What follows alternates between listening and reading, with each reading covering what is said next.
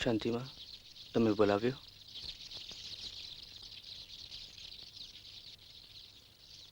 હા બેટા, જો તારા બાપુ પાછળની બધી જ ધાર્મિક વિધિઓ પૂરી થઈ ગઈ છે. હવે તું તારા કામ માટે શહેર જઈ શકે છે. શાંતિમાં હું શહેર જવાનો છું, પણ કોઠારી સાહેબને મળી મારું રાજીનામું આપી પાછો આવીશ અને અહીં જ મારું કામ શરૂ કરીશ. અહીં રહી તમારા સૌની કાળજી લેવી છે મારે. તારી લાગણી હું સમજુ છું, પણ અમારી કાળજી લેવાની હઠમાં તારી કારકિર્દી છે તે ઘણી મહેનતથી જમાવી છે, વેર વિખેર કરી નાખી. એકડે એકથી શરૂઆત કરવામાં ડા પણ નહીં, ગાન પણ છે. પણ શાંતિમાં મારી પૂરી વાત તો સાંભળો. મારે કાંઈ સાંભળવું નથી.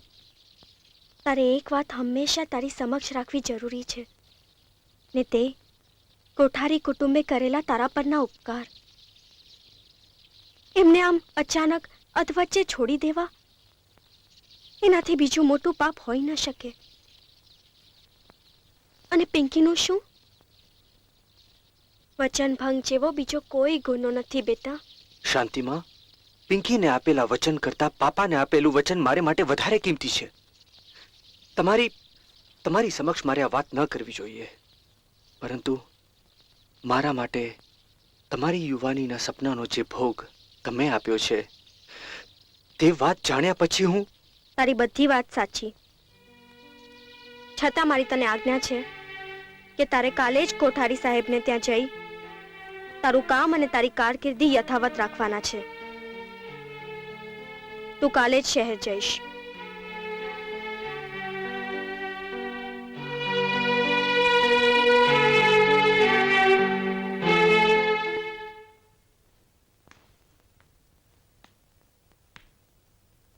કુંદન, શાંતિબેનનો તાર આવ્યો છે. રાધિકાને ઓરી નીકળ્યા હોવાથી તેઓ આવી નહીં શકે. તને અને પિંકીને એમણે શુભેચ્છા અને આશીર્વાદ પાઠવ્યા છે.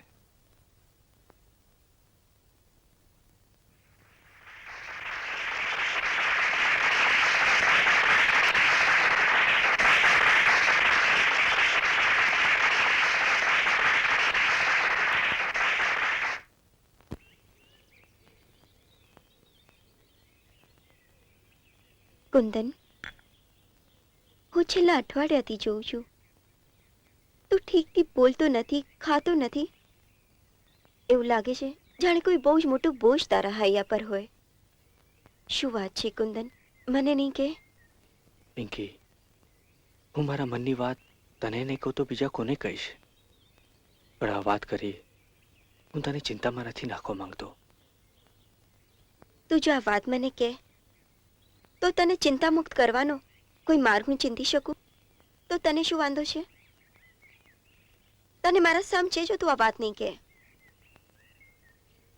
મારી ચિંતાનું કારણ છે શાંતિમાં. છેલ્લા 3 મહિનાથી એમના તરફથી કોઈ સમાચાર નથી. મેં લગભગ 5 પત્રો એમને અને કાંતા માસીને લખ્યા છે, પણ બંને જણા તરફથી કોઈ પણ જવાબ આવ્યો નથી. મનોમન મને એમ લાગ્યા કરે છે કે જાણે... ના ના, શુભ શુભ બોલ ને શુભ શુભ વિચાર.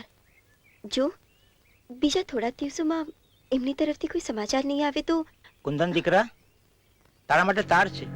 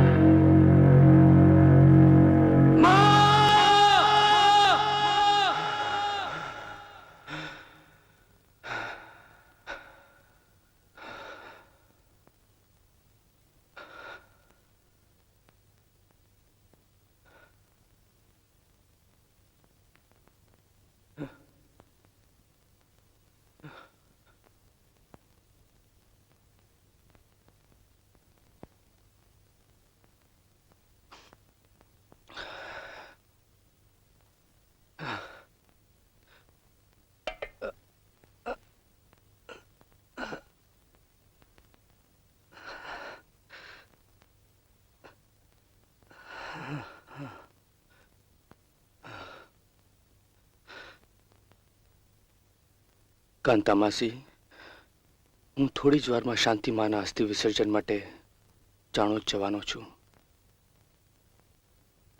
તમને આ બધાની સંભાળ રાખવાની તકલીફ તો પડશે, પણ અરે એ શું બોલ્યો બેટા? એમાં વળી તકલીફ શાની? તું તારું કર્તવ્ય બજાવવા ખુશીથી જા. તને ખબર નહીં હોય, પણ હું તો તારી માતૃભક્તિ પર વારી ગઈ છું. ને શાંતિબેન પ્રત્યેની તારી લાગણી, તારો પ્રેમ, તેમના માટેનું તારું અભિમાન, આ બધું જોતા તારા વખાણ કરવા મારી પાસે શબ્દો નથી. શાંતિબેન તારી જન્મદાત્રી માં નહોતા, ઓરમાનમાં હતા, છતાંય કાંતા માસી, મહેરબાની કરીને આ જન્મદાત્રી માતા ને ઓરમાન માતા જેવા શબ્દો ઉચ્ચારશો નહીં. બાળકને જન્મ આપવાથી જ એક સ્ત્રી તેની માં નથી બની જતી. બાળકમાં સારા સંસ્કારનું સિંચન કરી તેને એક સાચા અર્થમાં માનવી બનાવી આ જગતમાં રમતો મૂકે તેને જે ખરી માં કહેવાય. જીવનના પહેલા 10 વર્ષ મણિબાઈ મારામાં સારા સંસ્કારના બીજ નાખ્યા, જેને પાડી પોષીને શાંતિમાએ મારામાં સારા સંસ્કાર રૂપી બીજને ઉછેર્યા. મારા જેટલું તો ભાગ્યશાળી બીજું કોઈ નહીં હોય.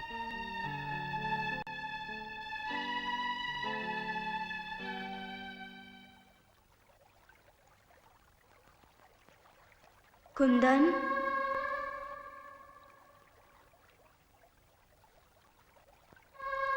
માં,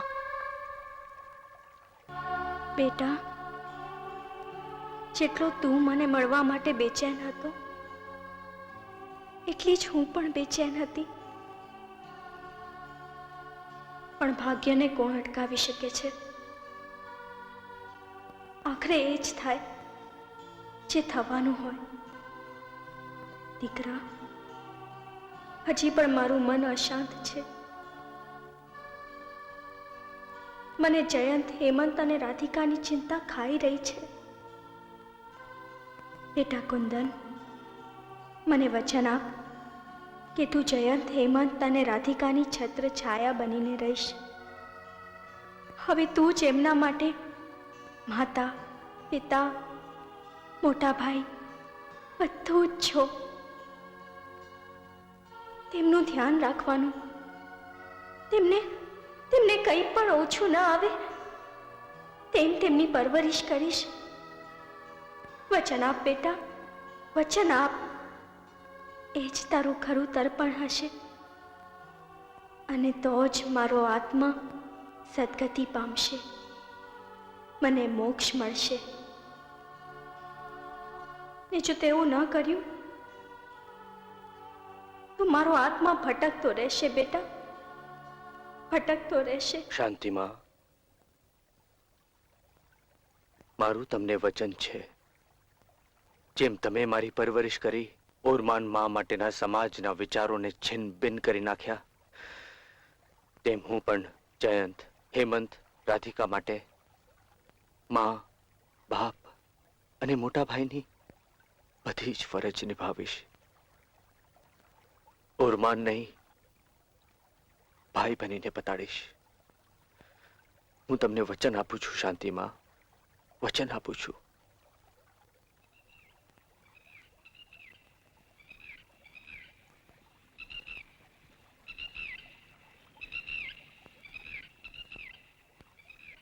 શાંતિમાં,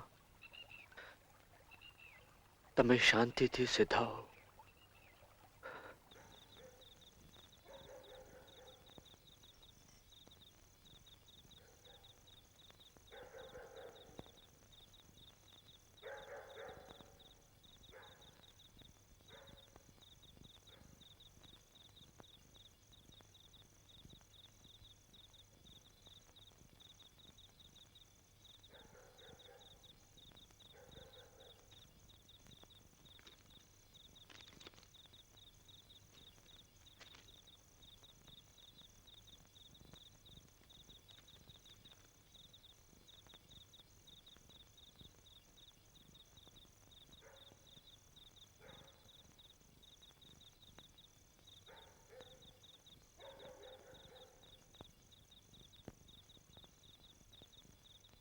કુંદન, હવે તે શું ધાર્યું છે? રાધિકાના જન્મ વખતે જ્યારે હું મારે ગામ ગયો અને પાછો આવ્યો ત્યારે હું ઘરનું મોભી બનીને આવ્યો હતો, અને આજે જ્યારે હું પાછો આવ્યો છું ત્યારે મારા બે નાના ભાઈ અને એક નાની બહેનના માતા પિતા ને મોટા ભાઈની જવાબદારી શિરે લઈને આવ્યો છું. તેઓ માટે હું એક હવે 3 સમાન છું. તારી વાત સાચી છે, પણ તું કહેવા શું માંગે છે? જ્યાં સુધી તેઓ ભણી ગણીને સમજદાર ન થાય ત્યાં સુધી હું બીજી કોઈ પણ જવાબદારી લઈ શકીશ નહીં. પણ અમે છીએ ને, હું અને પિંકી તને તેમાં જરૂર મદદ કરીશું. તમારું ઘણું ઋણ મારી પર છે જ, તે હું કયા જન્મમાં ફેરવી શકીશ એ પ્રશ્ન તો મારી સમક્ષ છે જ. ત્યાં મારી જવાબદારી આડકતરી રીતે તમારા પર નાખી મારા પરનો ઋણભાર વધારવાની મારી ઈચ્છા નથી. તો પછી આ પરિસ્થિતિનો ઉકેલ શું? મને તો કંઈ જ સમજાતું નથી. તે કંઈક તો વિચાર્યું હશે ને? આવતા 10-12 વર્ષ સુધી લગ્ન કરી સંસાર માંડવાની વાત મારા માટે અશક્ય છે. તેના 2 કારણ છે. એક તો મારા પર આવેલી જવાબદારીનો ભાર મારી સાથે બીજા કોઈ ઉચકવો પડે અને પોતાની યુવાનીના દિવસોમાં માં અને ભાભીની ભૂમિકા નિભાવવી પડે, તેની હું વિરુદ્ધ છું.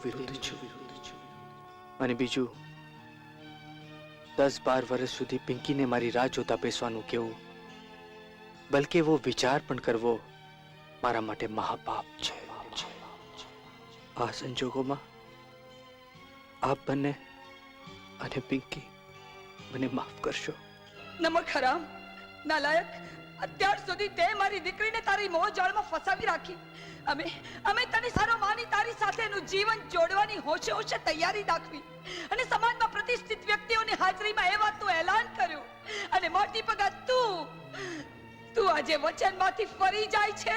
હા, તું આજે અમારી આબરૂના ધજાગરા બાંધવા બેઠો છે.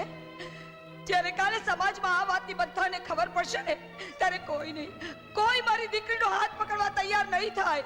તારા બાપે મારી પિંકીએ જિંદગી આખી કુંવારા બેસી રહેવું પડશે. આ શહેરમાં ઓળખીતા પાળખીતા નાથી લાવ વેપારી વર્ગમાં અમે ક્યાંય મોઢું બતાવી નહીં શકીએ.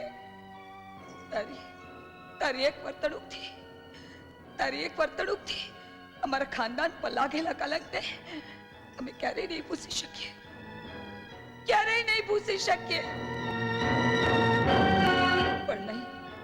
પણ નહીં, હું તને નહીં છોડું. હું તને નહીં છોડું.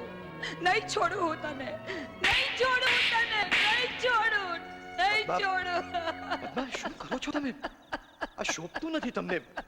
પ્લીઝ ચાલો અંદર ચાલો. જુઓ, મારા પર ભરોસો રાખો. જુઓ, હું બધું બરાબર કરી દઈશ. બસ પ્લીઝ અંદર ચાલો.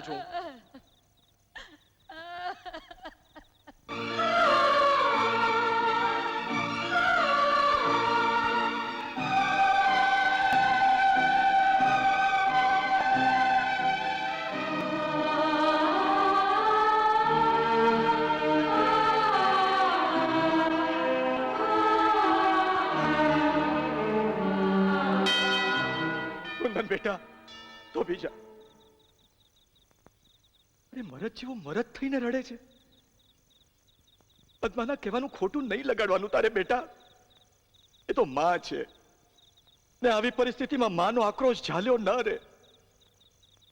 આમ જો, મારી સામે જો, મને જરાય ખોટું નથી લાગ્યું ને મારી દ્રષ્ટિએ તે જે પગલું ભર્યું છે એ બિલકુલ વ્યાજબી છે. હું તારી પરિસ્થિતિ સમજી શકું છું બેટા. અરે ભવિષ્યમાં રોજની હૈયાહોળી થાય અને કદાચ થાય તે કરતા અત્યારે જ પાણી પહેલા પાળ બાંધી દેવી એમાં ઢાપણ છે. જ્યાં તને મારી શુભેચ્છા છે તારી જવાબદારી નિભાવવામાં તું સફળતા અને ક્યારે જો બહુ મૂંઝવણ થાય ને તો આ ઘરના દરવાજા તારા માટે હંમેશા ખુલ્લા છે. કુંદન બેટા, તું આ ઘરમાંથી જઈ રહ્યો છે, અમારા દિલમાંથી નહીં. કોઠારી સાહેબ, મને માફ કરશો. મને માફ કરશો. આ મારું સૌભાગ્ય છે કે તારા જેવો જીવન સાથી હું પામી શકી. અરે, દુનિયાની નજરોમાં ભલે આપણે મંગળ ફેરા ન ફરી શક્યા, પરંતુ લાગણીઓથી તો હું તને જ ફરી ચૂકી છું. સાચો પ્રેમ ત્યાગ માંગે છે. પ્રેમ એટલે આપવું એ હું તારી પાસેથી જ શીખી છું. ને હવે આજે જ્યારે એ વેળા આવી છે તો હું એમ માનીશ કે આજે લગ્નની વેદીમાં નહીં, જવાબદારીઓની વેદીમાં આપણા લગ્ન થઈ રહ્યા છે. તારી પડખે રહી એમાં જો હું મારો સહયોગ આપી શકું તો મારું લગ્ન જીવન સાર્થક થયું એમ હું માનીશ. મારી સેથીમાં તારા નામનું સિંદૂર પૂરી આજે તારી આ પિંકી પ્રતિજ્ઞા લે છે. કુંદન, માં અંબે મને શક્તિ આપે, આશીર્વાદ આપે.